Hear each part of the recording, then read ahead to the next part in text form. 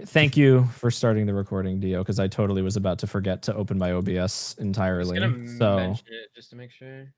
yeah. Welcome back, everyone. This is sit in QA meeting number four now. Or five? I don't remember. I think this is 4, I believe. Haven't had one in a while. There wasn't a whole lot to go over for a bit, and there is slowly starting to be more things that can be gone over. So we are back with the most friendly time, apparently, to everyone in the universe. We got a total of 3 real questions and 8 total questions, I think. Nope, 14 total, 12. Math is not Chilier's strong suit. Listen, man, I forgot that there were like numbers on the rows, so I was just guessing and ballparking. We are gonna go over the questions to start. I think we're gonna go over the first 2 questions to begin. Then we'll take a break if anyone like in here wants to ask questions themselves, so we're not spending the entire time just going over form questions. And then we can just sort of move on from there. And this meeting might be short and under an hour this week, which is kind of cool. So, first question we got asked is from. Do we usually say who asked the question? I think it would be helpful for VOD review later on. Yeah, because people ask them like in chat or in VC here. So yeah. Yeah. Okay, so first question from Wilted Rose about the Gamma situation with Easy World Cup. I imagine an easy exploit for reading. Asking if there's any update on the situation or some way for them to minimize exploit usage. Their follow-up question based on our response that I'm going to read immediately because I think it is important is it ethical for us to enforce live plays from anyone playing Easy specifically so we ensure that the exploit is not abused?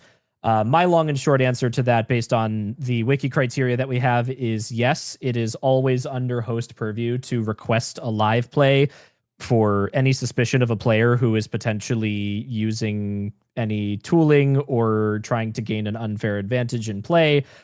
Just please go about it in a objective and professional manner if you are requesting live plays, because that does put stress on users to have, what seems to be an accusation against them if they are not actually, under that scenario. So I would just be careful about it, but it's always acceptable to request live plays under reasonable suspicion.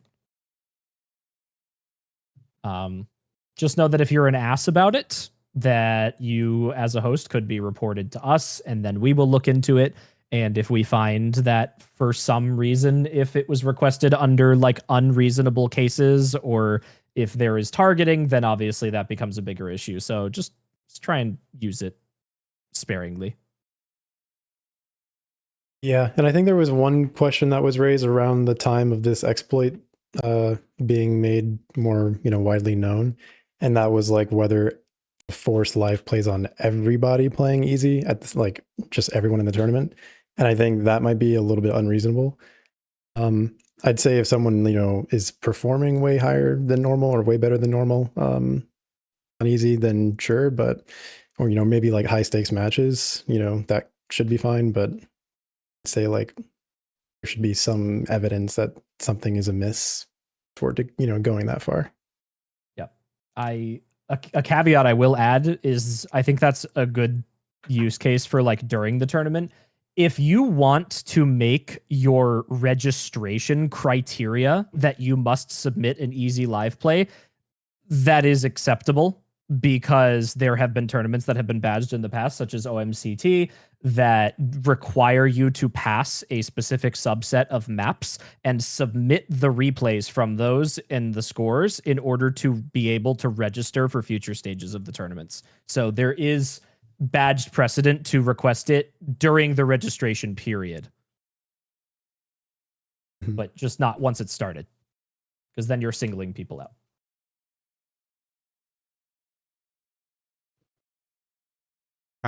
I guess going on to second form question, and then we'll kind of do longer answers to chat questions in here. Question from Remy HS. Saying, hello, OS team. I have 2 questions regarding tournament badge support and related rules. First, about using songs from disallowed artists. And the current rule allows using songs from disallowed artists as long as the map is ranked or loved. More specifically, if it has a leaderboard. So if it is ranked, loved, or approved, it is able to be used, or qualified technically, but should be ranked, loved, or approved. However, this feels inconsistent with the artist's intentions. I've seen cases where artists explicitly stated that they do not want their music used in OS. In that case, why is it still acceptable to use their songs in badge-supported tournaments just because the map is ranked or loved? And is there an official reason or policy behind this decision? Yes, actually there is. The specific reasoning is that these maps that are ranked or loved are, in a way, being officially given to you by the game as officially endorsed content, right? They have leaderboards, they are ranked, they give performance points, they give ranked score. This is an official endorsement of that content in some way or another. For there to be higher standards for tournament usage than for the maps themselves being ranked and being endorsed by the game as official content is contradictory for us as tournament committee, and feels very bad to enforce when you can still download the map off the website, you can still play it for PP, you can still play it for ranked score, you can still share it with everyone else, right?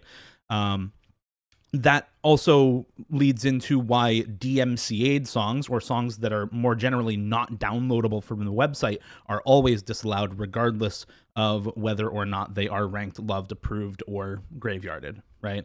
And obviously, if you want to abide by an artist's wishes, we actually encourage that, right? If you happen to pool maps that are otherwise disallowed but only allowed because they are ranked, loved, approved, etc., that's kind of not encouraged, right? We do want to abide by the artist's wishes. The problem is that those maps are already official content in the game, right?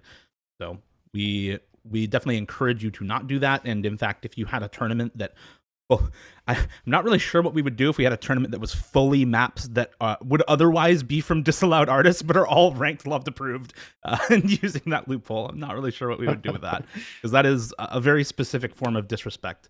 That is very bad faith. Yeah, That's, extremely bad faith. really, really openly bad faith. Yeah. Yeah. And yeah, artists do, of course, have the option to file DMCA requests anyway. Many of them don't do that, but yeah, we definitely discourage the like explicit choice to use those maps as often as possible. Please use them as little as possible. It's just there because technically it's still official content with leaderboards. Okay. And then second, about the screening period. When organizing a tournament, we need to announce the full schedule in advance so players can decide whether they can participate. However, it's currently very difficult to estimate how long the screening process will take. If the screening period extends unexpectedly, some players may have to withdraw due to scheduling conflicts. As a result, I actually don't have the sheet open. Hold on a second. I do have it if There you we want go. the rest of it. Yeah, I got it. As a result, the uncertainty can cause problems for both the organizer and participants. Would it be possible to share more clear and up-to-date information on how long the screening usually takes or any factors that affect it? Not really, because screening is done by support and not by tournament committee. The guidelines on the wiki are accurate. Please allow at least 2 weeks for screening. That is usually the maximum amount of time it takes for screening to take, is 2 weeks. So if you allow at least a 2-week buffer between your registrations ending and the first round of play for which you need screening, then you should be completely good to go on that. For example, just as kind of a further detail, right? 1v1s, usually you can do qualifiers without screening, because if a player is screened, you just remove them from the tournament. Not that big a deal. Team tournaments, usually you want screening back before people actually start playing qualifiers, because that way, if a team plays their qualifiers before screening comes back, now you have to think about whether to remove the singular player scores or just remove the team or just knock them down a couple of places. So there's more caveats to it if you allow qualifiers to be played for team tournaments before screening is back. So for team tournaments, usually you'd really want screening to be back completely before you start qualifiers. So definitely give maybe an extra week gap for team tournaments and just a 1 week gap for 1v1 tournaments for qualifiers, because at that point you can always have your qualifiers before the first bracket stage of the tournament.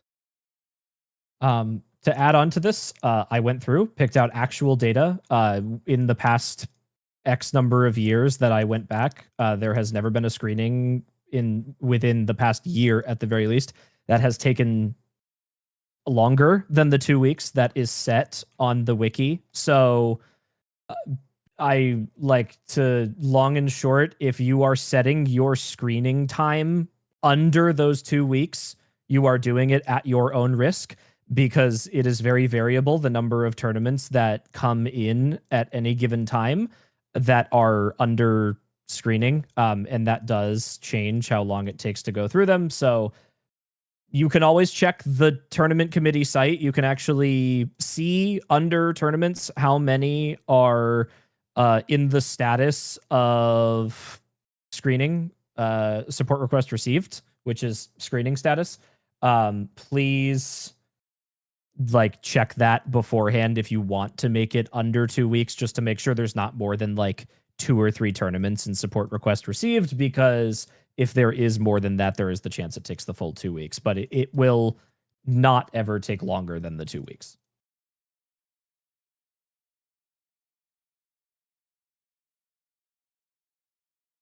And yeah, Just very Ari careful. Cytosine, yeah, it definitely does encourage ending registration before a weekend starts rather than after. Something like Friday 0 UTC.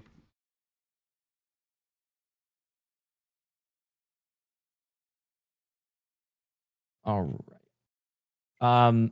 I think jumping over from forum questions just for a second, because we've had some discussion going on in chat, and I'll sort of just go over it really quickly because it's OWC related. Short answer has been given by Dio and myself in chat, but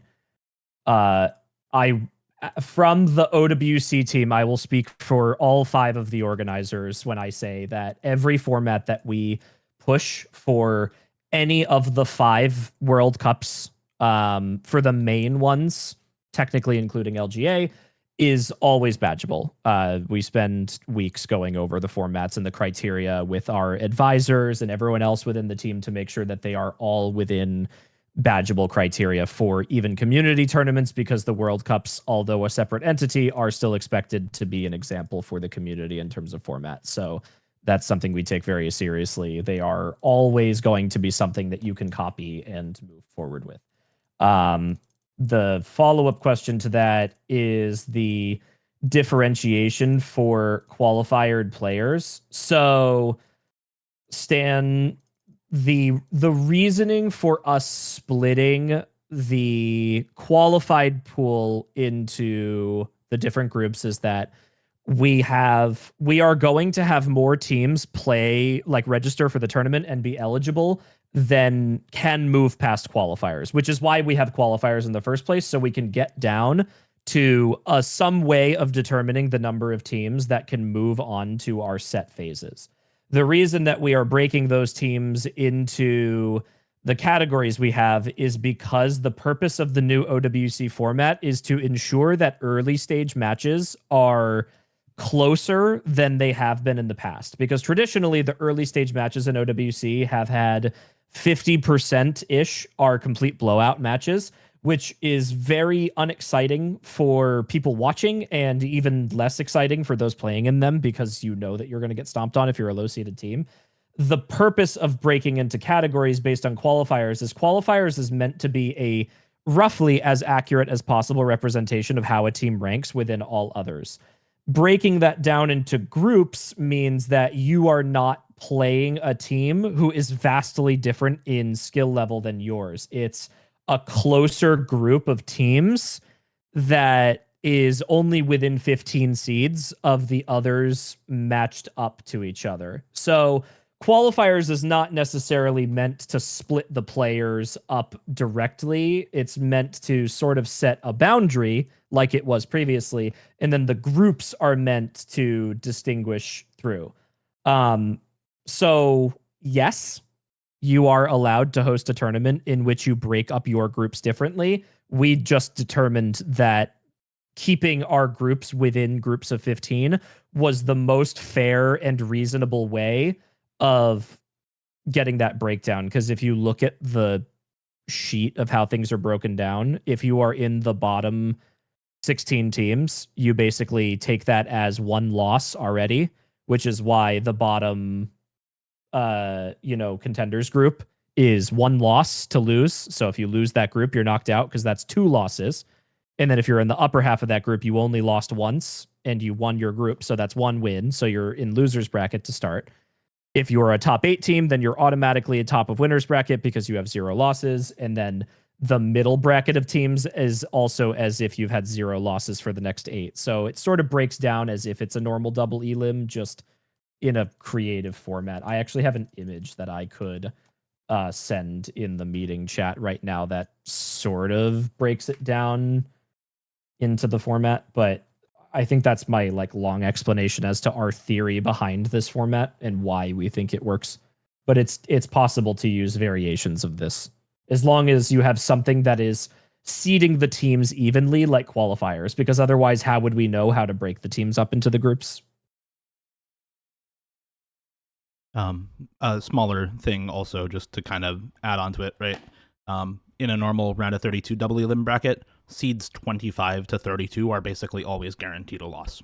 So just put anything below seed 24 down into the quote unquote losers bracket, which is the contenders for that group. Yeah. So it sort of gives the that bottom 8 to 16 teams 1 extra chance to make it in. We didn't talk about it on the video, and I'm assuming most people here have watched the video that came with registration release, but something that was sort of an afterthought with this OWC format, obviously, was we get a lot of requests for, countries are very disappointed that they finally get a team put together, and it's a lot of work to get a team put together for OWC because it's minimum 6. And for smaller countries, that's tough. They make it into qualifiers, and qualifiers are not streamed, so you never really get the chance to see your team commentated and played through. So this does give 8 extra teams the opportunity to sort of be featured on a broadcast. And that was a secondary reasoning for also having this format, is this is going to be really fun for the extra 8 teams that sort of sneak their way in to be able to have a match that's broadcast and talked over, which is, I think, a lot of what people love to go back and watch VODs of their matches. I think that's a lot of enjoyment of tournaments for people, is being able to see what's talked about. Yeah, I think Stamwold's question is more around the initial seeding through qualifiers to determine who gets into what group. I feel like the answer to that is, yeah, you could use history, but I feel like that's probably less accurate than a recent qualifier made by the same map pooling team, played by the exact same rosters that are going to be playing the tournament ahead. Yeah. History is very, very indicative, right? I mean, teams in OWC usually don't shuffle around too much, but qualifiers is just going to be better. And until there are other officially supported seeding methods, qualifiers is really the best one that we have. It's also important that your method of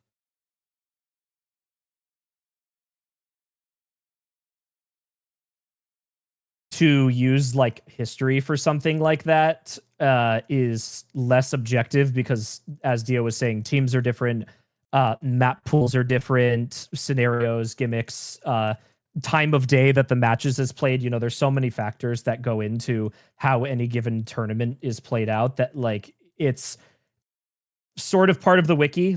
We need to be able to replicate what the tournament has done in order to reach those seedings.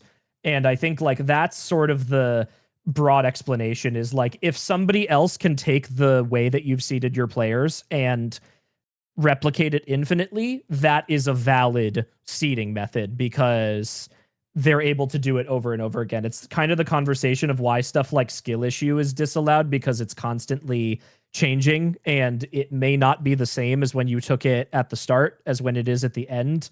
So there's no way for us to know if there was manipulation, if there was foul play, because somebody could then go report the tournament and say this was manually done. And even if it wasn't, we have no way of now proving that. and it becomes a problem. So that's where that sort of falls in.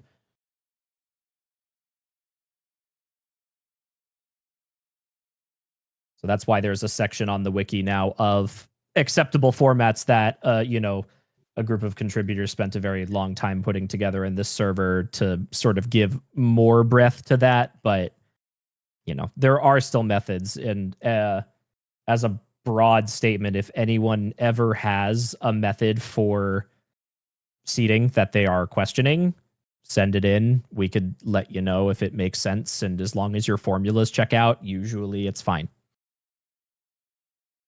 We have a group of like 3 or 4 people on tournament committee that consistently review technical questions and tickets and bots and formulas that are very good at what they do and will be able to let you know very quickly if your formula makes sense.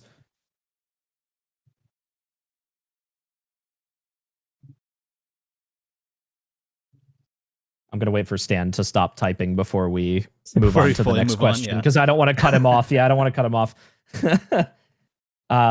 We do have a couple questions in between after this one. I'm going to skip those and move to Citus's because they're here. Citus? Who? That's what I'm abbreviating your name as now.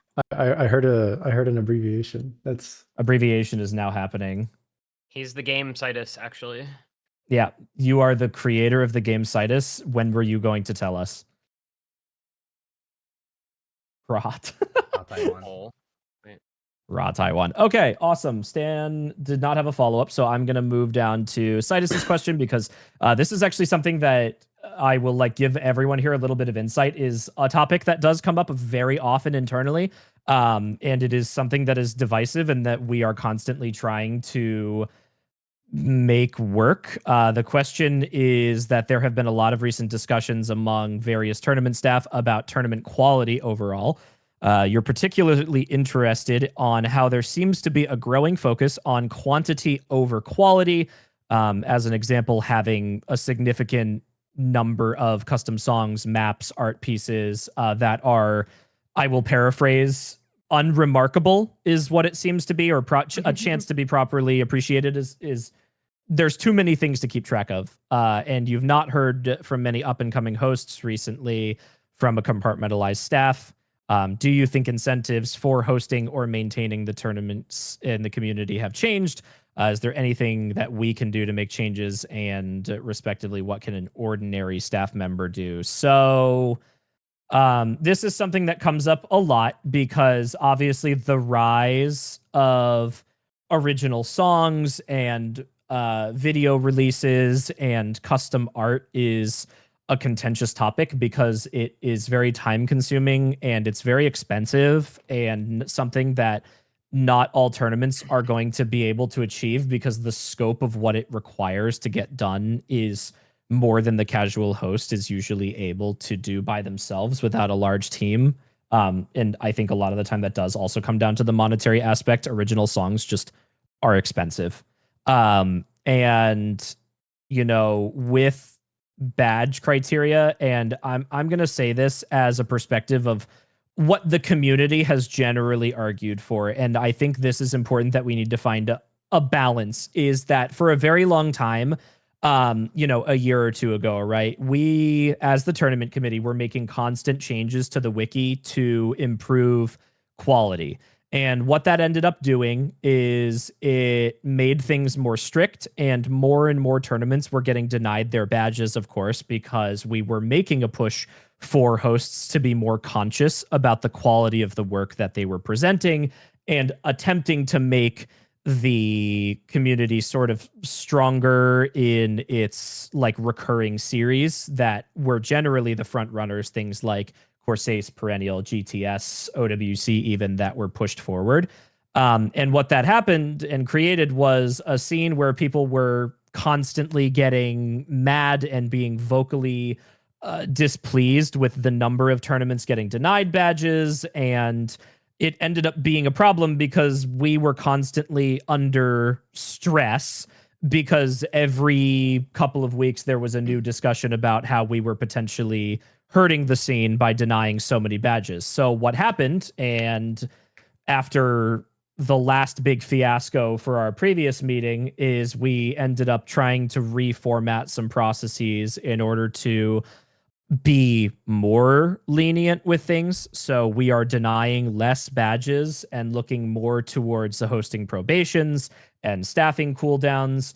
And what that has now done is created the opposite, where basically no badges are getting denied for non-egregious issues.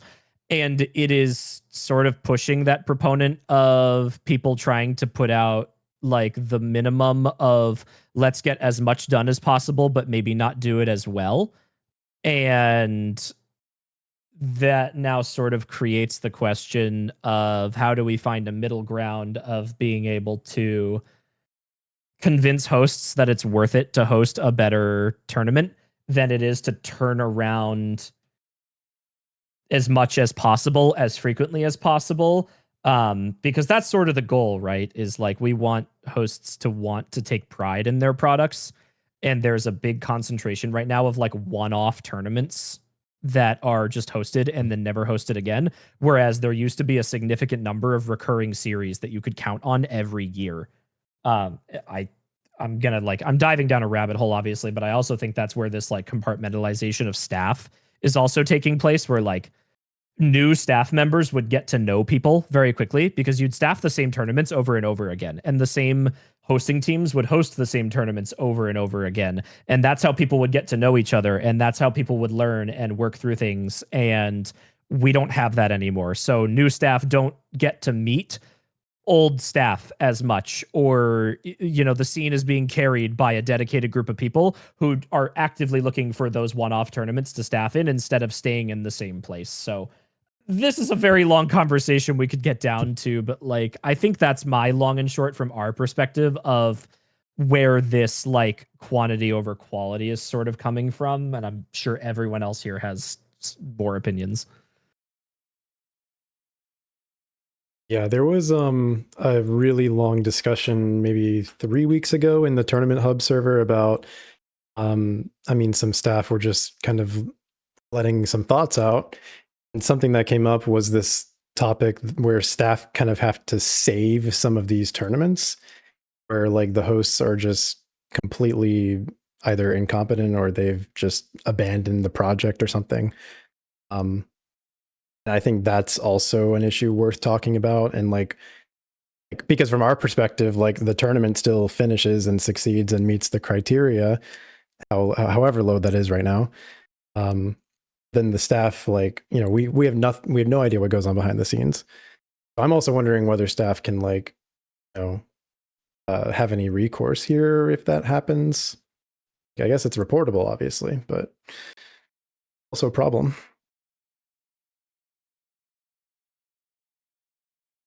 I think I'll just kind of give some thoughts that I've been having is that like Chillier was saying, the kind of swing back towards being lenient was way too much. Personal opinion, I think hosting bans and hosting probations basically do nothing. I think they're kind of a non-punishment. So my opinion is going to be a little bit more far towards the strictness side of things. But I really think there needs to be some other way of enforcing some consequences for hosts.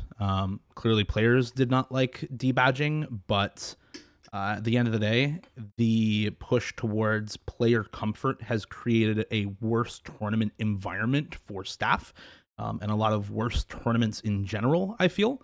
So I start to care less about that as things continue to devolve with general tournament quality. One of the things that we want to do is kind of create easier to follow criteria for what we look for in terms of a quality tournament. Back in the day, and for people who were around back then, you will remember this somewhat fondly, somewhat not fondly.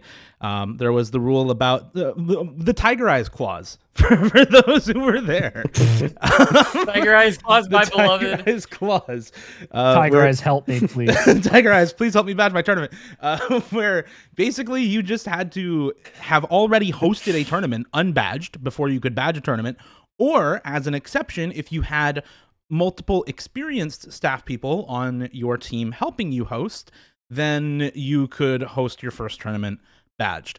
That was like somewhat effective, but there was also a very easy loophole of, okay, let's get somebody on the admin team who is really experienced, who is OWC staff, who doesn't need to do anything and can just serve an advisor role, quote unquote, but who's not actually helping with the tournament and just do it ourselves and badge it anyway, right? So there is still a loophole for that, but I think kind of a side effect is that a lot of people who didn't figure out that loophole or didn't hear of it just didn't host badge tournaments at first. They hosted unbadged first. So in some ways it kind of worked. In some ways it was still bad. So we want to try to get back to a slightly higher level of quality, and part of that is raising our kind of base standards a little bit and making it easier to follow what those raised standards are, so that the people who are hosting can host badged, can host it well, and understand what we're looking for in a tournament, rather than, kind of following the criteria, messing stuff up, getting a hosting ban, but ultimately a bad tournament gets badged, because that's really what's happening right now. Yeah. And then as for what normal community members can do, be the change you want to see, man. Back before Tournament Committee was public, or before it existed, that's just what we did. You just started community initiatives. You just did stuff. So be the change you want to see. If you find yourself helping out with tournaments that you think don't deserve your help, report it, raise an issue, start taking charge.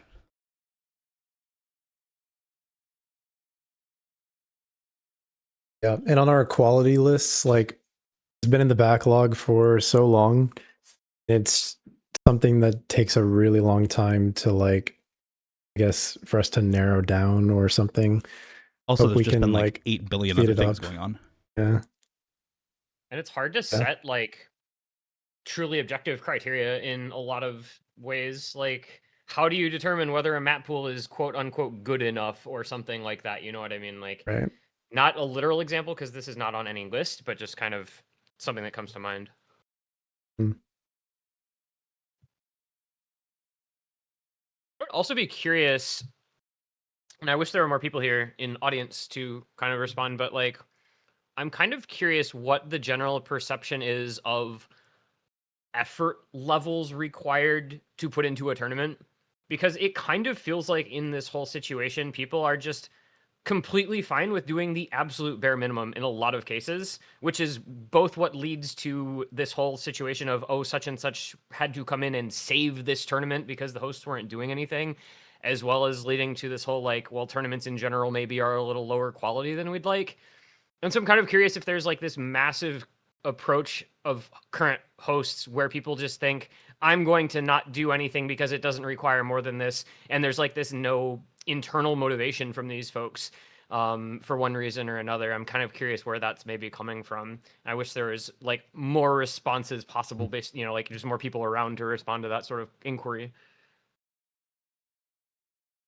Because I've always felt like, personally, like, I want to put in like as much time and effort as I can into a tournament that I'm hosting, which is why I felt kind of poor about how USC went this summer. But I mean, I was literally sick in the hospital and couldn't do Yeah. a lot of the things that I would normally do, right? Like, a lot of the effort I would normally put into that tournament, I simply couldn't. And I felt like shit because I'm the host and I couldn't do stuff that I wanted to do for it. And it wasn't up to my normal standards. And I hated that. But I know not everyone feels that way. And I'm kind of curious, like, what leads you into hosting and not feeling that way?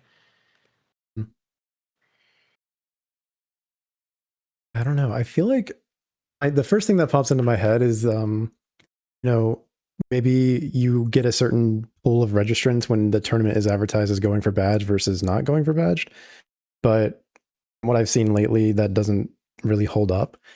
And then, like, if the standard of badging something is so low, like, it's not really a point of pride from a hosting perspective. It's weird. I feel like it should be, though. I feel like having a badge tournament should be a point of pride, but the thing is that, like, the quality standards being relatively non-existent means that the level required to, reach the badge status is low. And so if your only point of pride is the badge, regardless of the quality, then you're just going to not need any more motivation than that. But I feel like there should be more to it than that, I guess, is how I approach it.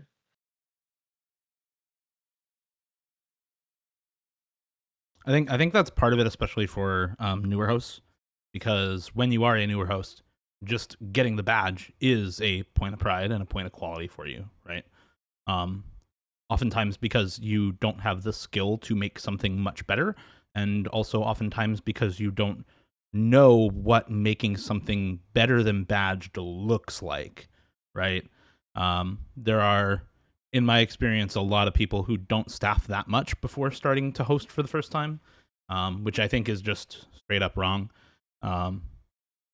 Maybe haven't really talked about this before, so this is just kind of a off the cuff suggestion to maybe talk about or whatever raise internally, but potentially something like staffing requirements before first badged could be something that is really solid, like X tournaments or X length of time, whichever you hit first.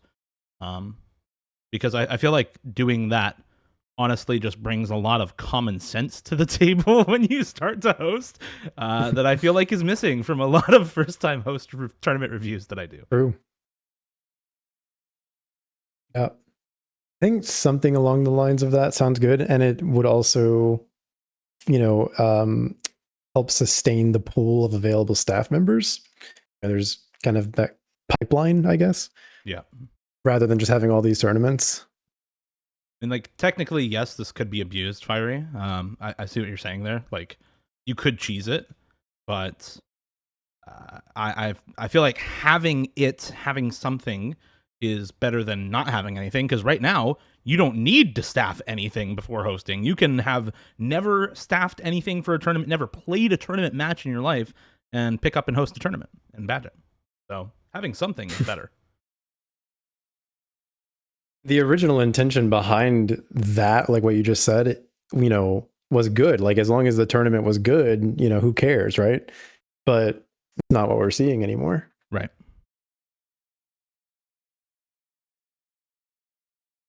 I'm definitely talking more staffing experience, because playing in tournaments and staffing are just two completely different things. Like you understand how a tournament functions if you're a player, but not really how to run it.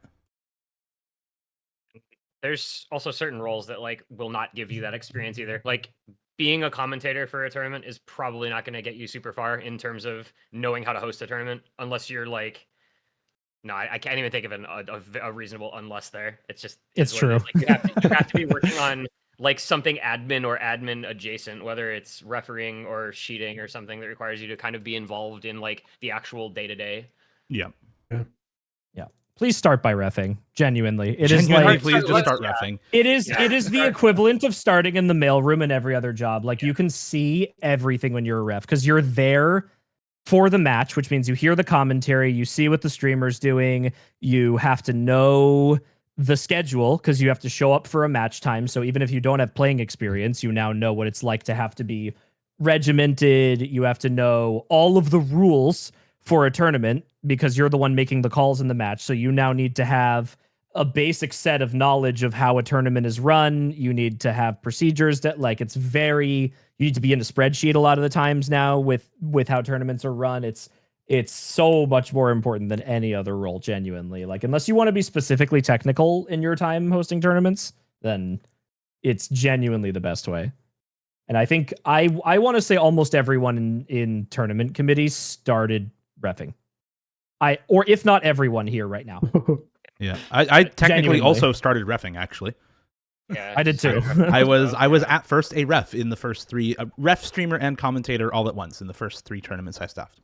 Yo, shout out Sweegie Spring Cup 2017, which was like one of the first two tournaments I was ever involved in that I refed and streamed. I had no idea what I was doing. And that was pre-ref sheets. Like we had no ref sheets or anything. Oh my goodness. And that was like no ref sheets, megamind.png.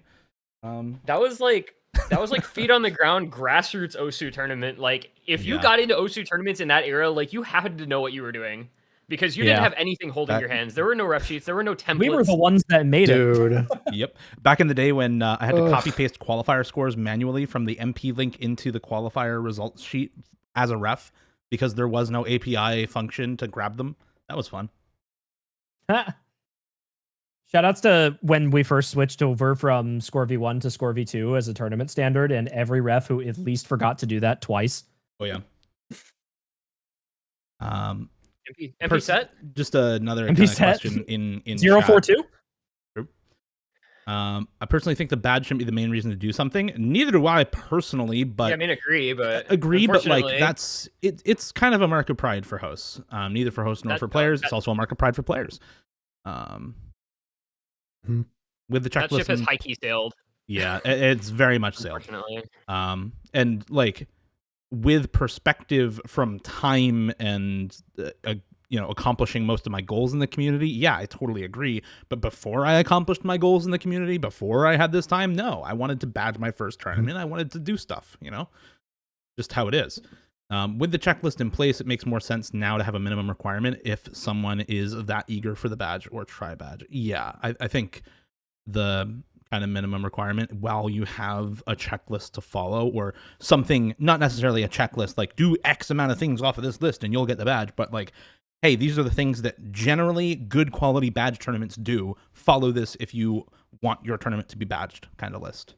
That's really what we're aiming for. Can I leave a personal opinion about these checklists? Is that I think the checklists are good in the sense that they provide new hosts with some guidance on the general things that need to happen in a tournament in order to successfully host one.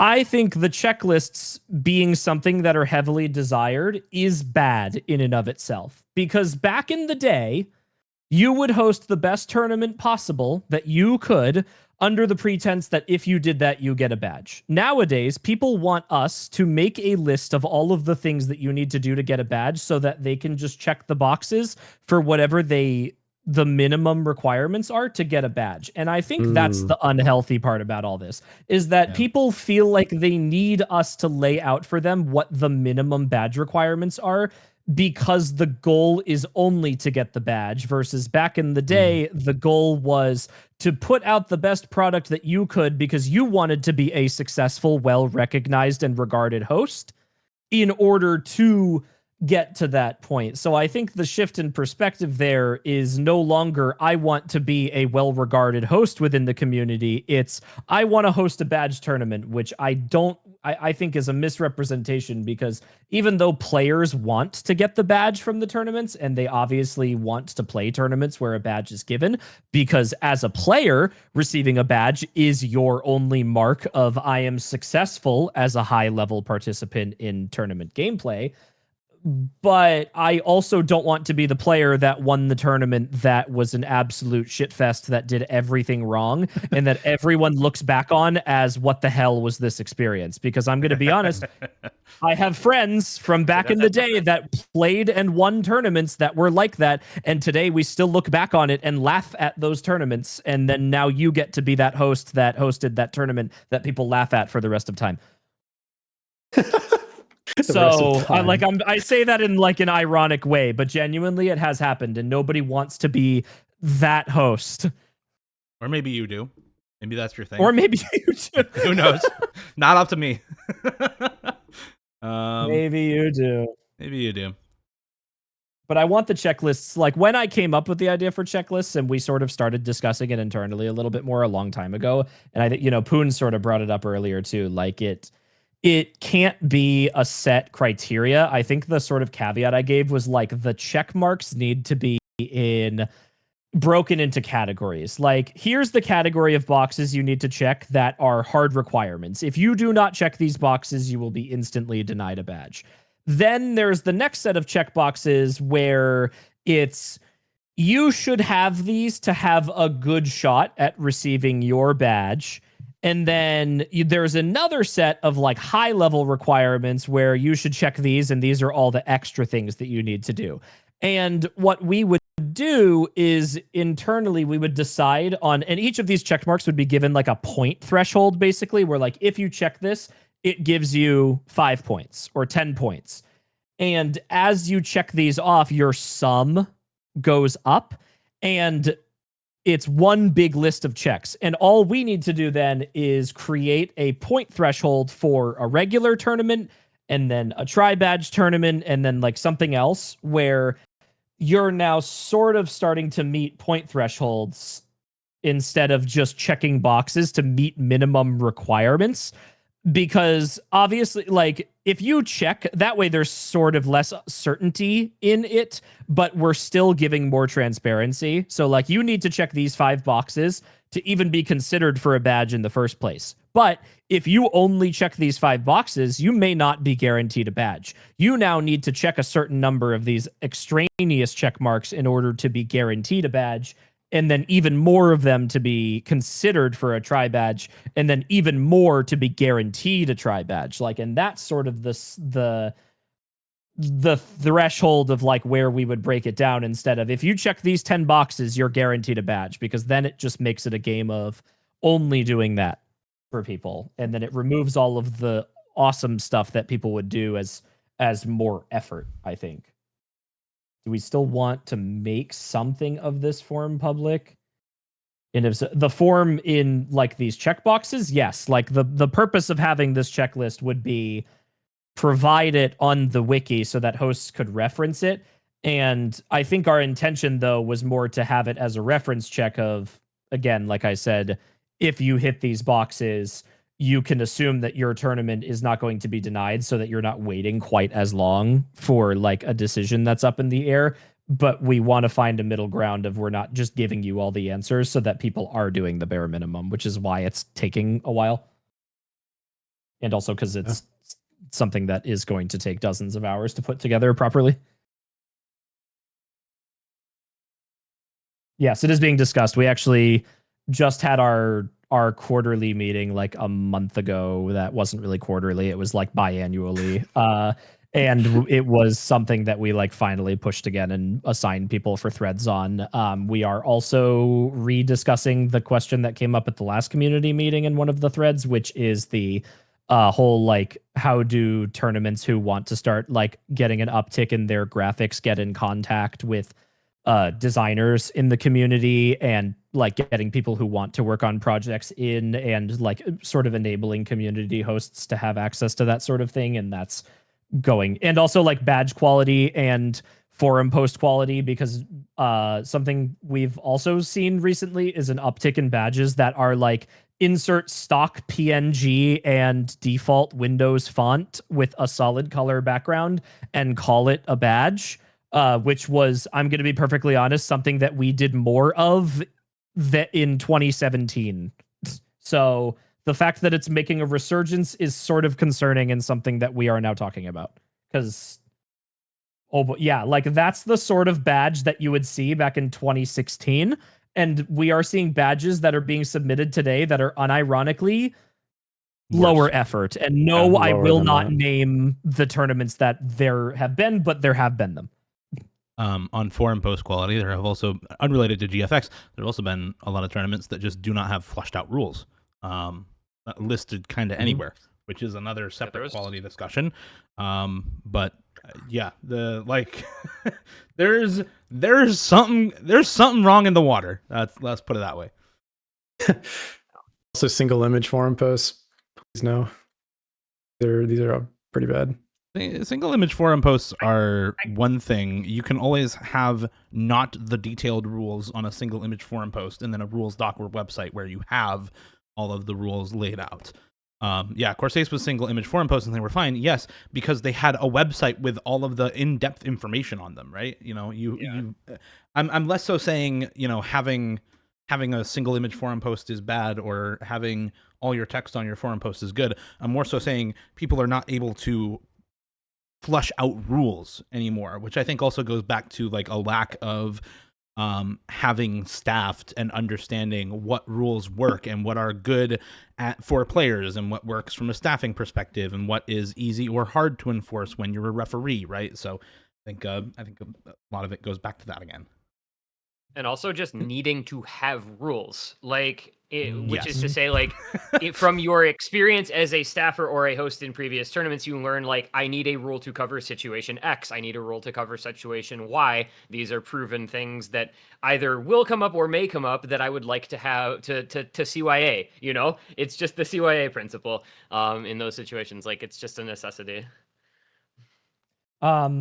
I'm going to leave in a personal request, but I am going to confidently say that I speak for literally everyone in the entire tournament community when I say that if you have a full page forum post, please have a Google Doc of your rules as well, so that Also- everyone can control F your rules. The one time I've done an image forum post, we did that very intentfully. We did USC. Gosh, was that 2019 or 2020? I forget. Probably 2019, I think. Okay, so Citus, people do not prefer forum only when it's a full image. Yeah, I was gonna. I mean image. Also, I will say one big thing with full image forum posts that I've noticed that's a big problem when reviewing, and this is very clear in the rules. I'm not like disclosing anything secretive here, but like we require staff listings to be full, complete, and up to date. And if you have a full image forum post with your staff listing on it, that is going to be real hard to update real fast. Ooh, yep. Yeah. And I have seen that's- basically every single full image forum post I've ever seen has had this problem where like if they don't have the staff updated on it for one reason or another, now it's really hard when we're reviewing to say, hey, you need to update your staff on this because now you have to make an entire new image and it may or may not work with your spacing and sizing and all of that sort of stuff. And it's a gigantic pain. So I almost feel like just don't put the staff list on the forum post if you're doing a full image and have it separately so that you can update it more easily. Yeah, either so on your guilty of sheet doing or that at for the bottom of it or YSC. something.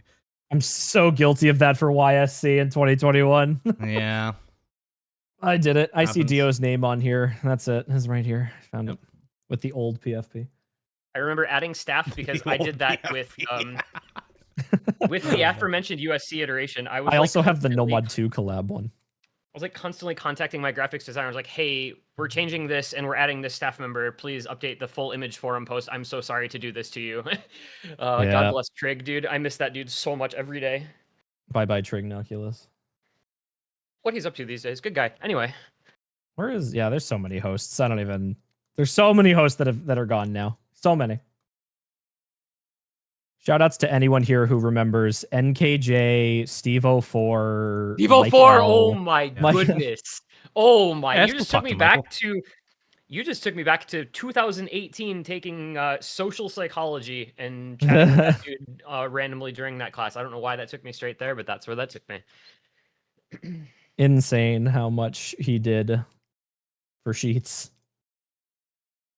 Forum post correlated less and less with quality. Yeah, I mean, forum post, that's, I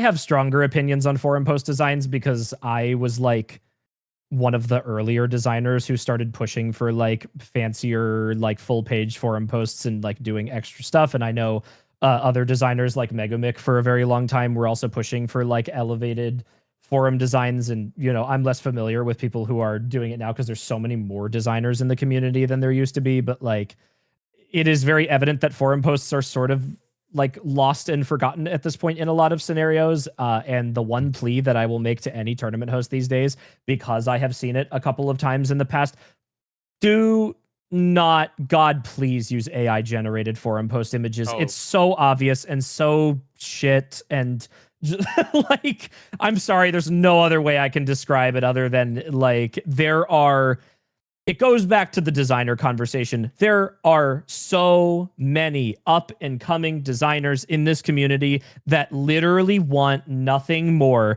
than to make designs for tournaments. And I speak for myself when I say this too, that when I started designing in this community, I wanted nothing more than for a host to DM me and ask me to make designs for their tournament, because nothing in the world boosts your ego more than someone coming to you and asking you to do something for them. Because that, to many staff members in this community, means that you have hit the point that people trust and rely on your work for their tournament. So please reach out to the smaller designers who are in Tournament Hub and 1,000 other places that want to do designs for tournaments actively, because they will do designs for you for free or for a very small amount of money.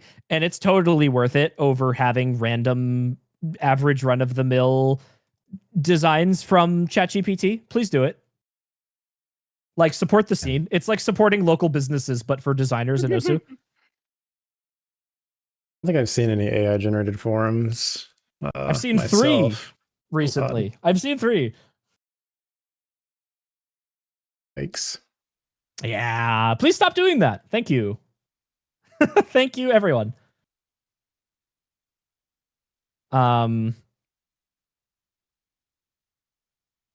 Where were we again? Any we were just running through chat. This has been a chat conversation for quite a while. Yeah. If there is not another chat question, I think we have one more question from the sheet that I'm and everyone else here is willing to go over today. Just because it's gonna get done. So I think, well, actually the question I was about to read out doesn't actually have a question attached to it, but I'm gonna answer it anyway because I think it's just, I don't know. I'm going to read this verbatim. Next question comes from the user thank you. A very important question. Read it carefully and do not rush to answer. Discuss it, because the interpretation of this question is directly related to tournaments for 3 badges. Which tournament would fall under the notion of, quote, international? I know at least 3 different possible answers to this question. Now I want to know which one the tournament committee accepts. So that was the question I had. The answer that I'm going to give for the only part of that was a question was, if you include more than one country, the tournament is international. That is what international is. So I don't really know if there's much else to add to that. An international tournament is one that includes more than one country. Yeah, I mean, obviously the general context of international and usually how it's used in tournaments is any country, and players from any and all countries are allowed to register. You can have, of course, country locked tournaments that are only one country, and also international tournaments that are simultaneously regional. So typically it's anyone from any country can register, but yeah, technically it's more than one country. I don't know what other response to give. Like, Avocado, I don't know if you have more insight, but like, can you elaborate? Like, is there like a missing part of this question, or? Yeah, I mean, I think Cytocene's raising a good point, and I would side more with Dio. Like, the way we use international, to me, has always been, like, there is no region restriction at all. Yeah.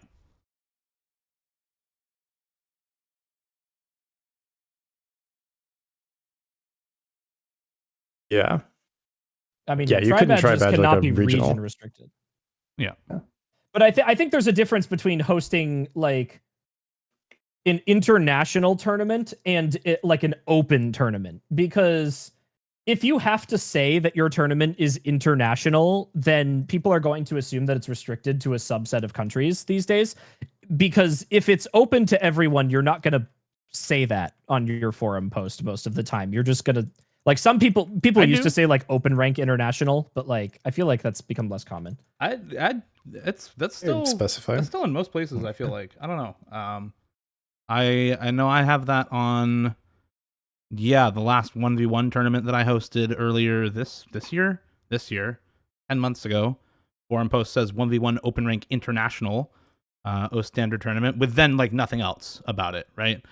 I mean, 2 to 5 is technically international, but also 1, 2, 3, and 4 are all regional, whereas 5 is international with no restrictions on registration.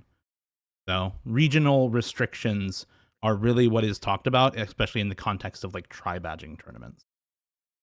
So the formal definition of international is existing, occurring, or carried on between 2 or more nations. So if there needs to be additional specification on this, global? then it should be done. Maybe we should say global. I think also I agree with Stage works better. Yeah. Or worldwide, Mr. Worldwide tournament. Or we can add the caveat, because I think a lot of people are used to using the term international to mean everything. Because I think like the formal definition of international is obviously more than one country, but like in OSU, people have just become accustomed to the term. Yeah, the question I feel like seems like there's a part of it left off, but like I get the confusion because I guess it does flip, but like in OSU, international has always been everything, even though that's not the formal definition of the word. So like the generally accepted terminology is international for all and region restricted. But if we need to codify that's what it means, then that's a pretty easy wiki entry just to be like, if you say international, it means all unless specified otherwise in your format. Otherwise, say region restricted or something. Like it's just maybe to keep the naming convention. Yeah. Because I think if we switch to global, even though it makes more sense, I think it'll throw people off. Maybe. Yeah. Not very OSU, you know? Like, we're all used to international, I feel like. Yeah. Open Rank International. That used to be like the every big tournament from would say Open anywhere. Rank International. Yeah. Mhm. Exactly. Yeah, it's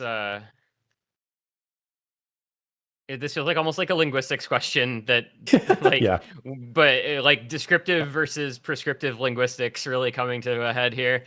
Yeah. Yeah. Because like we know because like it's implied and people know what we're talking about, generally speaking, within the community.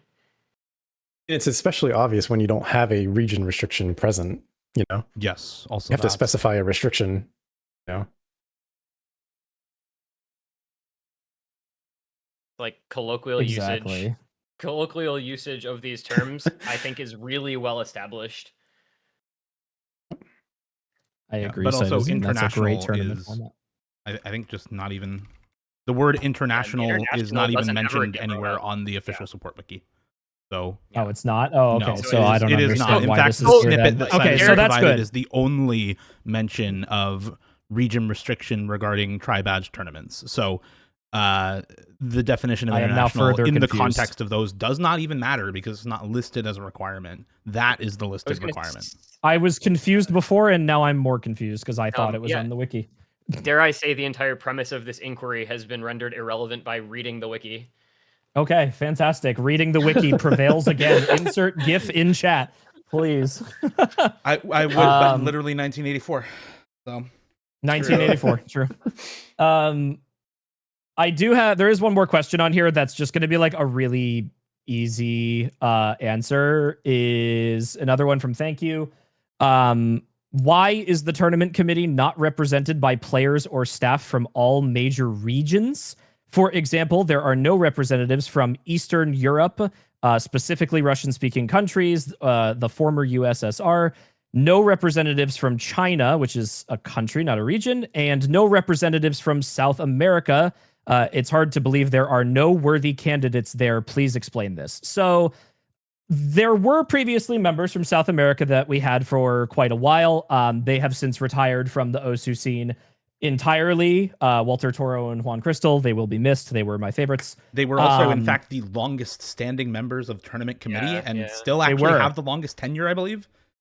Yes, they do. I think Juan is up there. Juan actually, I believe, just relieved his 11-year World Cup casting badge as well this year. So he's been around for quite a while.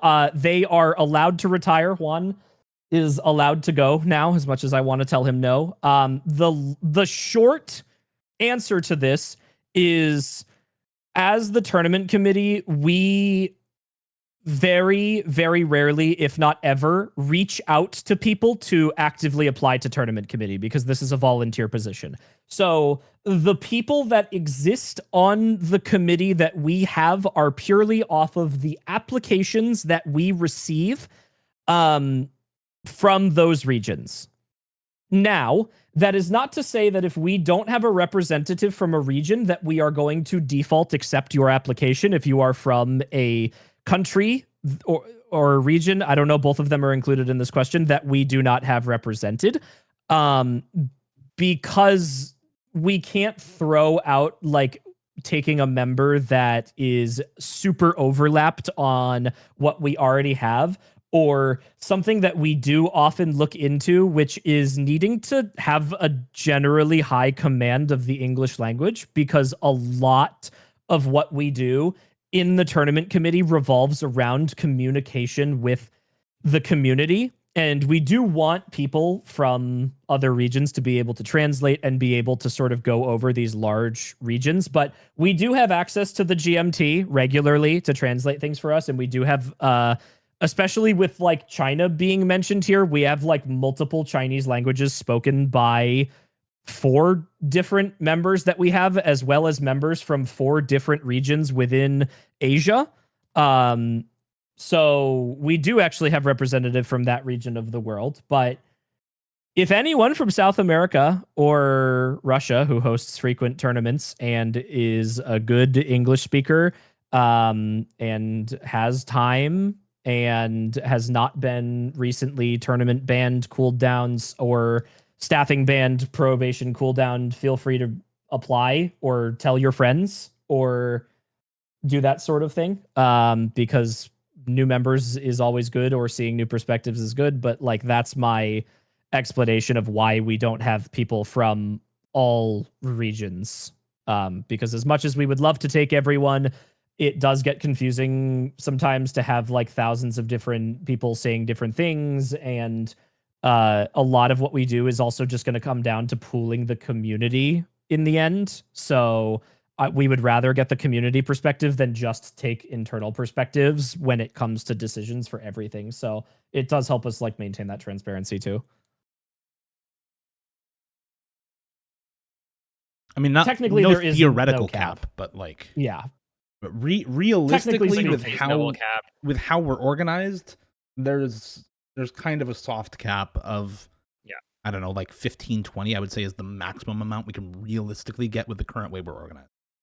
Think of us as the NAT, where like the tournament committee is like the decision-making body at like the top for like general guidance, and then the rest of the community hosts are like what the BNG are basically. So the NAT has significantly less members because the scope of what we are doing is more like general administrative than like taking care of the day-to-day within the community. So our size and scope should be relatively similar to that of what I imagine the NAT is, which I believe as of the last time I looked is somewhere to the tune of about 25-ish people. So no,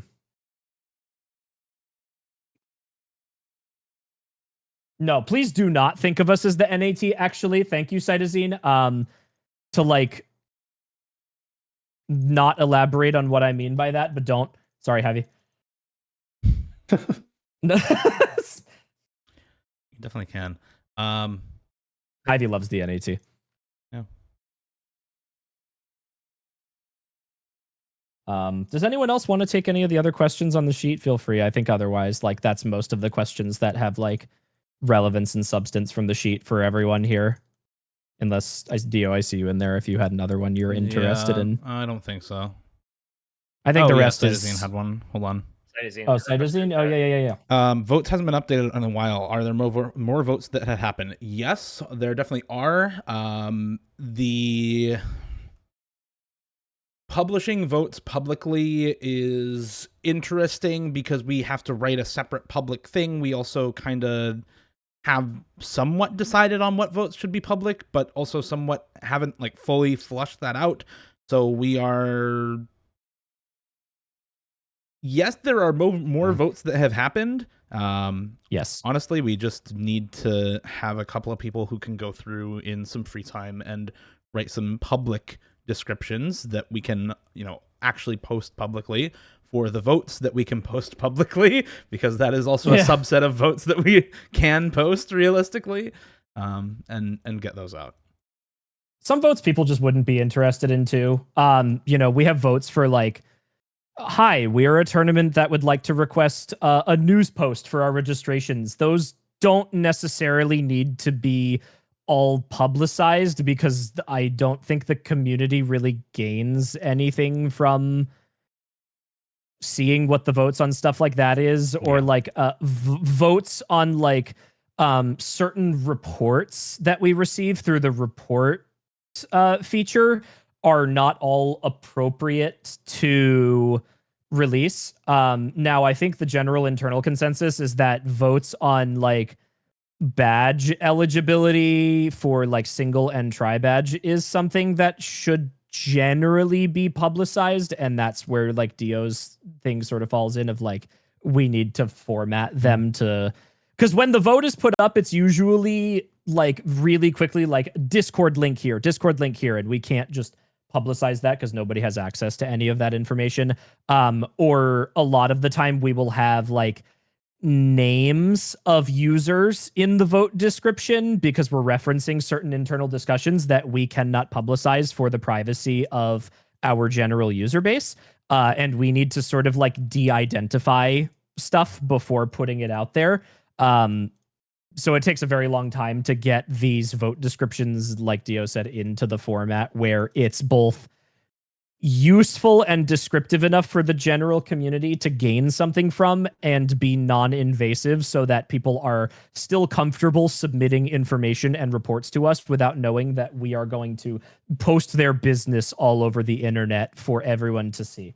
And if we ever are posting something that was not submitted through the website out, we will DM that user asking for permission to post that de-identified comment on the public page, because we want people to feel comfortable submitting stuff to us and knowing that we're not just going to throw it out there. So the only time you void your right to privacy is when or like to your comment, rather, not your privacy, is when it's submitted directly through the website. We will still de-identify it and your name will not be attached to anything. But like if there's a comment related to like a report on a vote, it will basically just say one user said this. And then we'll de-identify any specific information that could be traced back. Also kind of very similar to some discussion at the start about why there's no tri-badge checklist or badge checklist stuff yet, because we've been doing a million other things and improving the website and doing... I wrote out a list earlier. What have you been up to? What have you been up to in the meantime? Yeah, working on something similar, but we made improvements to internal processes. We've had the website. We've made improvements to the website and talked a bunch with Ivy about the website.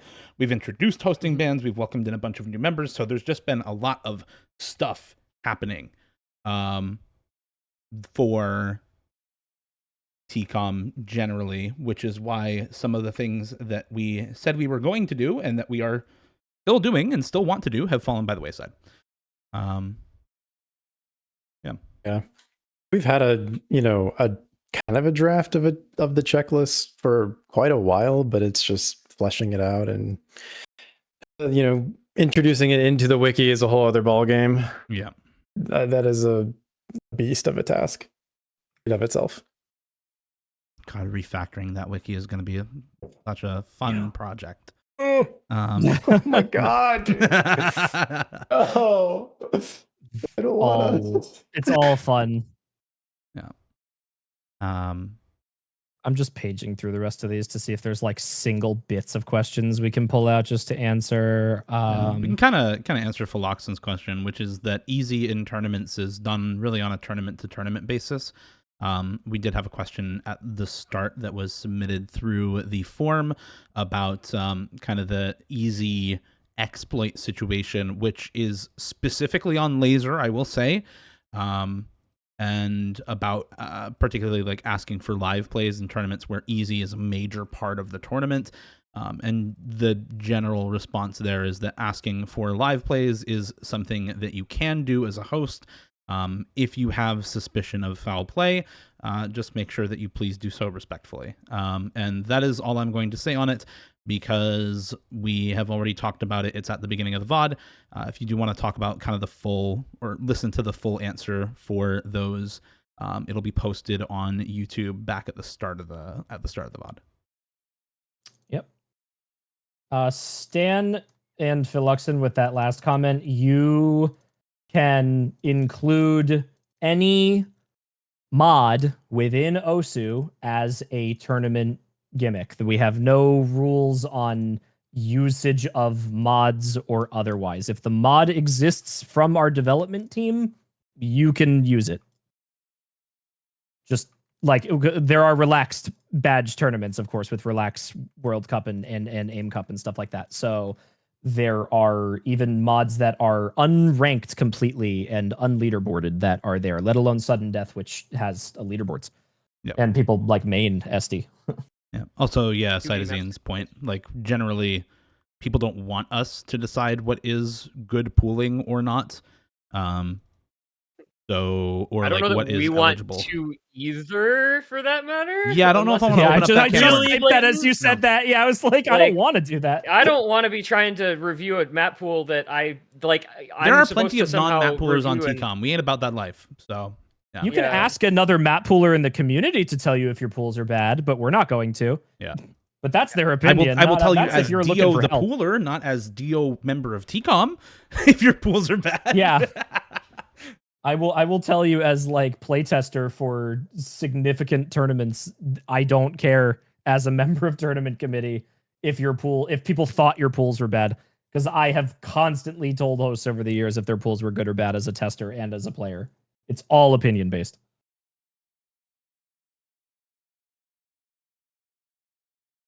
That is questions in chat thus far. Does anyone on the stage here have anything they want to cover? Or Hyvie, do you want to like pop up and talk about like recent additions to the website? Because there have been a lot of those lately. If you want. If you don't want to, that's fine. I'm throwing it out there. Hello. And a lot of Good the morning. changes are like mostly internal, but there's the one cool thing I added is the global search, which allows you to like search for literally everything on the website in the same page. And I think it's pretty powerful because you can search through resources and like the official resources and community resources. So for example, you could like do Control K and type official support, and you will find the article in front of you.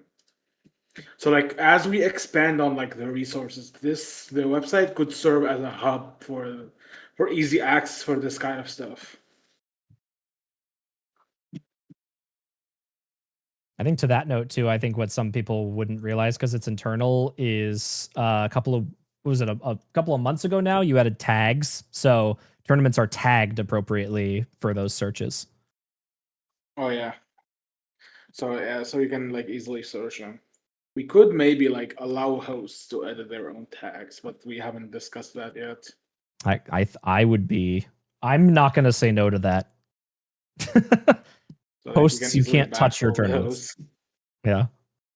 I think that is something that for everyone in here we did talk about originally. I think when we were going over the specs for the website was allowing hosts to edit certain fields of their tournaments. And I think to my knowledge right now, the only thing that can be edited by a host is the banner and the Yes. title, or is it just the banner? Just the banner. Just the banner. It can exist on the tournament committee website, Avocado. It does not exist yet. We can list it in all of everything that goes on the wiki basically goes on the site anyway. So like it'll get added to the documentation. It's just, it doesn't exist. It does not have a calendar view yet, Walla. I'm sorry. Ivy, get on not. Ivy, go. I'll go dev. Yeah. I'll go make website. Go dev now. Also, in case people missed it, like I was just want to remind that we have the map pool compliance API now, which means you can directly check for compliance in your map pooling sheets. I'm sure people have seen that in the tournament news channel, but I'm just reminding that because I haven't been seeing like many keys being created for this. We And just hit double also the- digits. We just hit double digits. Very nice. Also, the assets previewer for badge previewing and map pool compliance on the website itself. So if you're not a technical person, you can just do it right there. If you are a technical person and you have map pool sheet templates, which is something that I need to do, dear God, I'm not looking forward to figuring out how to implement it in a way that works with how my sheet is already set up. Then you can use the API. Yep. Please use the asset previewer tool Oh, for God, your please badges do. before submitting them.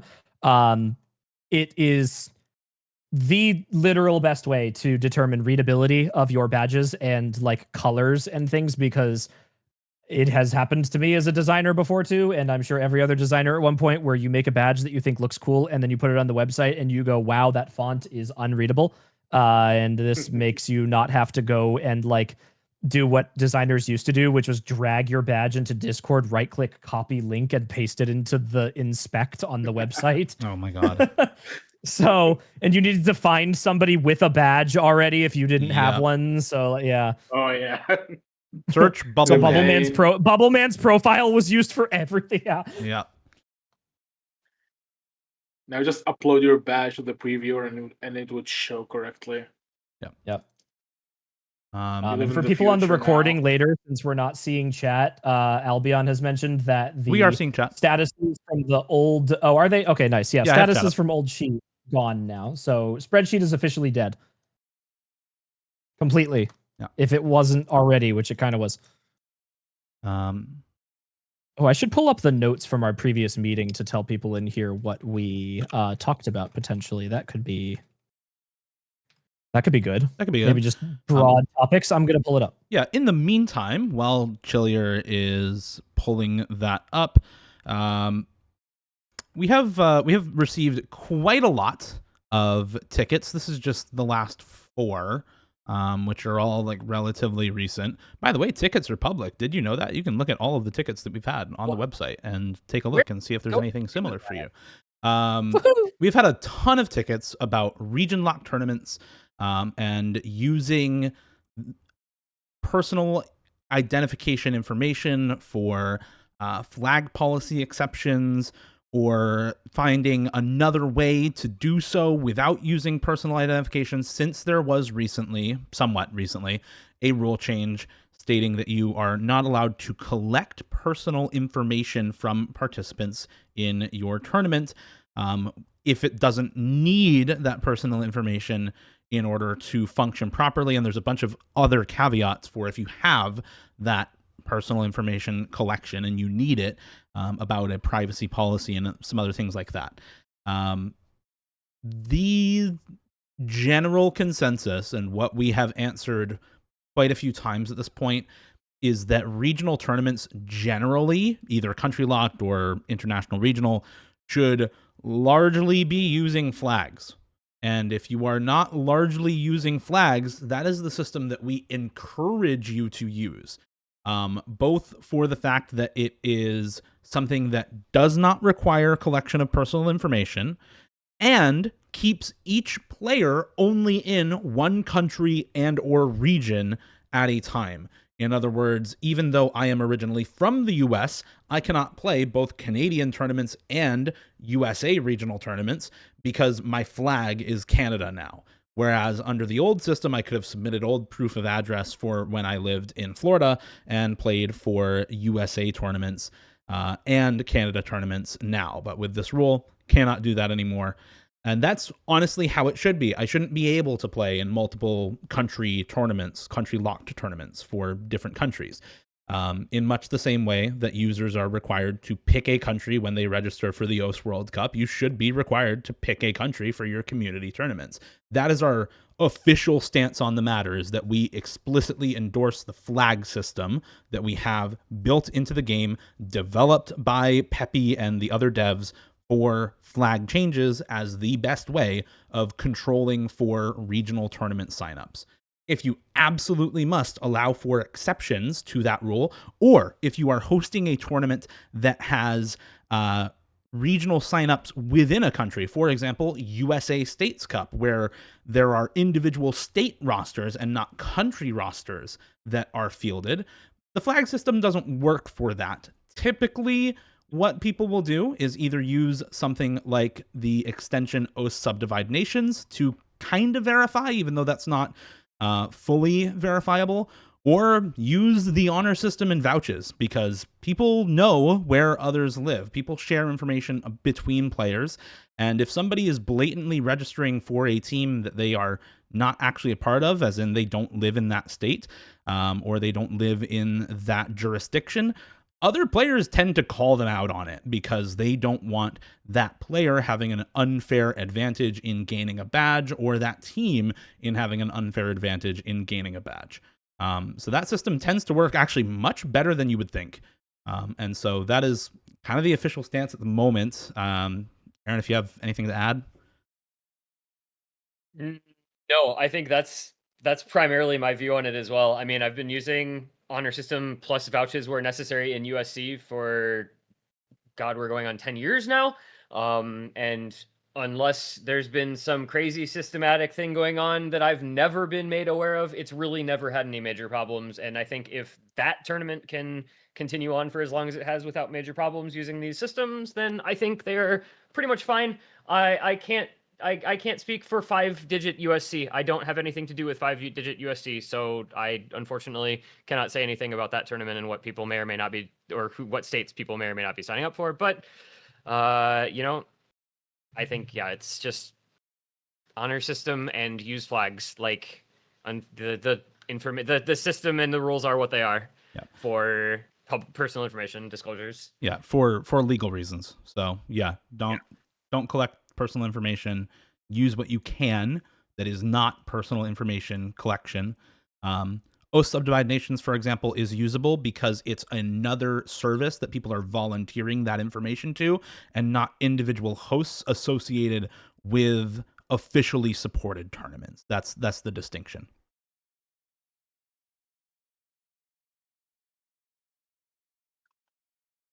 Hello, Chiller. Hey, What's up, bro? how's it going? Are we ready? Yeah, I think so. I have meeting notes up. Okay, awesome. General topics for everyone here from the last meeting. We went over a couple of follow-ups that we sort of went over earlier in the meeting here today, where I mentioned that we recreated and rebumped threads for graphical quality and tri-badge requirements. We have at minimum 3 members assigned as like dedicated like timeline checkers for each of those, so that will hopefully not take too much longer to start getting like public community feedback on our initial like outlines for those. And that'll hopefully appear here in the dev server sometime in the near future. And by near future, that's our timeline near future, so by the end of the year. And I think that's safe with how many things we have going on right now. Once things cool down a little bit, maybe it could be faster, but that's the timeline I'll give now. We did go over a next section of just random fun stats that I am, of course, not going over in this meeting because a lot of it was just like individual times. I will go over one of the stats, however, because I think it is fun for the community, is I went through all tournaments taking our average review time for how much time has been spent from the tournament committee reviewing all tournaments that have ever been submitted since our inception. Conception, that's the word I meant to use. There has been a combined, using the average review time across 693 tournaments. That's the number of tournaments that have ever been submitted to us since tournament committee has existed. 97,617.3 hours spent reviewing. That is 11.14 years of reviewing tournaments, assuming average review time. Some are less, some are more. So lots of time spent over the past couple of years reviewing tournaments. That's really the only stat I'm going to read out to you guys all today. All of the rest of them were just meant to be like fun, private, internal stuff that we will go, insert TCOM workload.gif here. So that's the stat that we will read out to you all today. That's just the fun thing we had there. You can do the math at how much that is average per tournament there. I think that comes out to something along the lines of like, I think like average 5 days to review a tournament. So like 120-ish hours, something like that. So again, some are longer, some are more. A lot of that. It's extremely not evenly distributed. Like, it is not. Taking an average is really, really meaningless. An average also includes the time that it spends, from tournament start to the time the badge is awarded, which also includes time going back and forth with hosts and gathering data. And, sometimes if we send an email out and the host doesn't respond for a week or a week and a half, that adds on to the time. Or if the host responds to us and we need to go find more information and, do extra review, it takes us a long time to maybe reach back out to the host. So that's the total time it takes for all communication as well. That's not active reviewing time, but it sounds funnier when you remember that it took 12 years to review all those tournaments. So, just as a disclaimer, that's literally everything. next topics that we just went over, we just welcomed our new members to the committee. We obviously planned this meeting to come in here with you all. Sort of went over like how can we get reviews done a little bit faster. We sort of noticed a trend of like things maybe stagnating a little bit more just as a result of, you know, some of our members either being busy with other tournaments or LAN events or being ill or otherwise like away with work. A breadth of things that happened for a little while. We just wanted to make sure that things got back on track and that, you know, everyone is sort of back in order now. God bless. You know, questions, we sort of had you know, the topic around like hosting ban lengths and transparency. We sort of floated the idea of like getting a wiki page up with silence durations like the GMT had. That discussion sort of ended up resulting in actually the hosting probation program that we are moving into instead of just banning hosts from hosting tournaments. For those that want maybe a little bit more insight into the general reasoning behind why we moved to hosting bans is that when we originally created hosting bans, it was meant to motivate hosts to host higher quality tournaments by giving out punishments for tournaments that blatantly broke rules and like ignored the criteria we had set out. That originally was as a result of not wanting to take badges away from players for a host mistake, because the players obviously do not have control over what their hosts are doing in almost all cases. And what we determined was that that was too strict because the hosting bans was potentially going to, you know, the pool of hosts gets smaller over time, and we don't want to prevent a host who maybe made a mistake from hosting another tournament if it was, you know, a god honest mistake. So we implemented probation, which basically gives you a second chance at, you know, fixing your issues, where instead of just getting cooldowned off right, you are getting probationed, which, to give you the long and short, when we submit the like actual wiki entry, is basically an explanation of if you make a mistake the first time, you are a mistake that would have been worthy previously of a hosting ban, I will add. It's not any mistake. It's what would have previously banned you. We give you the chance to make changes on that. The next hosted tournament that you submit to us is allowed to be badged, assuming that you host everything correctly the same way, but you need to make sure that everything you do as a host is basically up to the level of perfection. Then we will remove your hosting probation and sort of review it then. Otherwise, if you make a similar mistake again, or you display to us that you are not taking hosting seriously, your probation will continue. If a minor issue, if a major issue, it may look to be escalated to something else. So it was meant to more implement an escalation system to the prior one in order to encourage hosts to improve on their hosting rather than just going, you made a mistake, bye-bye. So that's like the one point that we discussed that I can go over for the meeting. Pending wiki additions, thank you, Shadoos, for throwing that on there. That's going to be updated and gone through.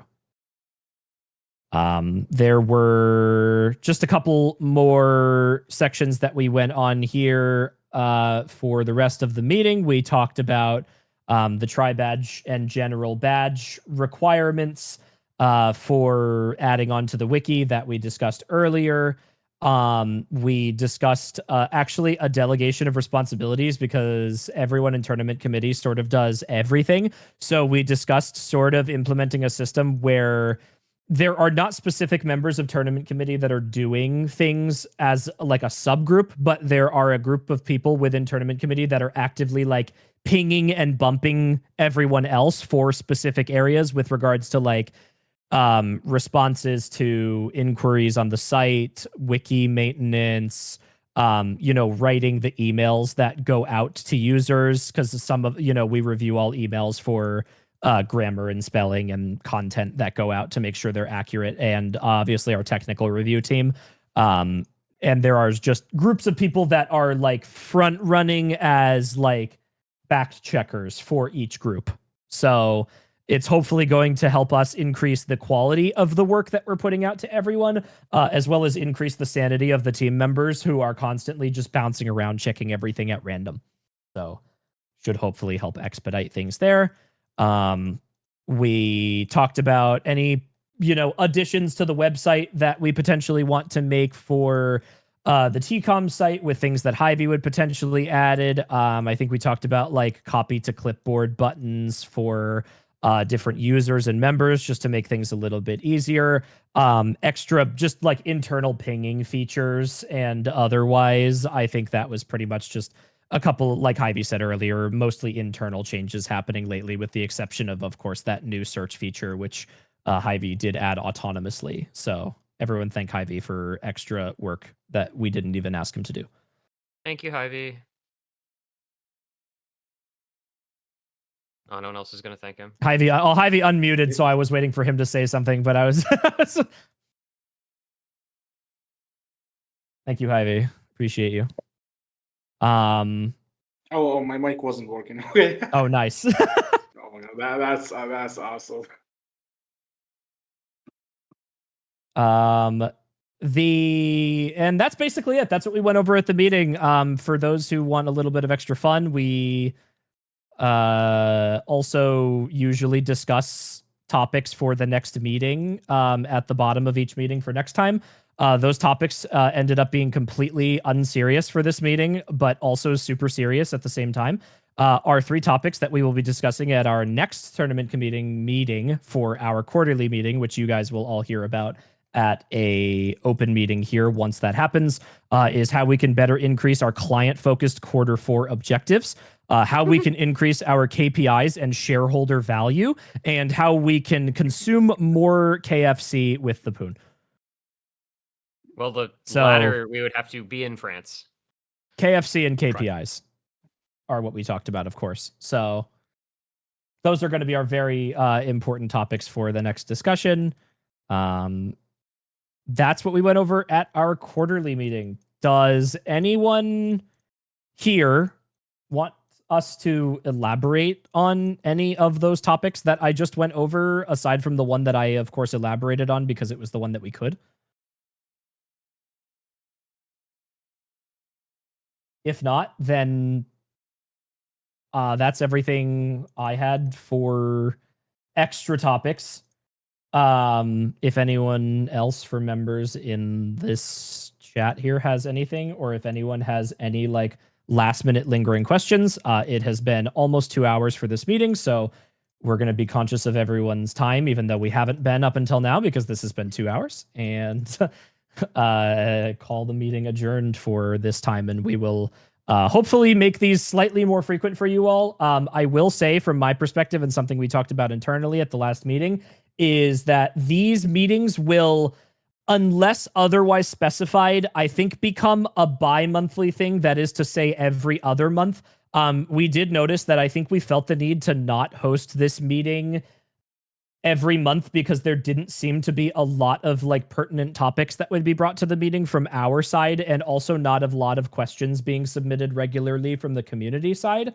So unless anyone here has any reason to disagree with the proposal that we are thinking of just hosting these every other month, of course, if something major comes up and we feel like we need to host it on an in-between month, we will do that. Otherwise, I believe we will just move this to an every other month thing and keep it there unless otherwise specified. Thank God I get to listen to less of Chillier Perry yapping. Fire emoji. Actually, OWC is starting soon, so joke's God. on you. Oh, no. I'm gonna schedule you and I together for everything now. The reverse psychology has worked. Congrats, me. Thank goodness. Schedule me and Dale, he loves me. True. So true. I'm All gonna right, schedule I see no other burning every questions. duocast. Once every 2 months seems reasonable. Thank you, Cytosine. I look to you for guidance on all decisions I make. If Cytosine does not approve, I will not make the decision. You should take my spot, please. Can we talk Arabic, Hy-Vee? Translate? I don't want to. Too lazy. I'm too lazy. Our translator's off the clock, Adam. Sorry. Good try. All right. Can we talk in Russian? No. Leiden, you want to join tournament community so we can start having a Russian-speaking member? Thanks. Thanks. Submit an application tomorrow. I'll be looking for it. Yep.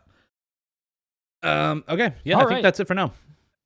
Thank you, everyone. We appreciate Thank your you. time. We Thank will you. send this out in 2 months from now in December. It will hopefully be early because December is obviously very busy with New Year's and holidays and many things. Yep. Have a good evening. So thanks. Bye, everyone.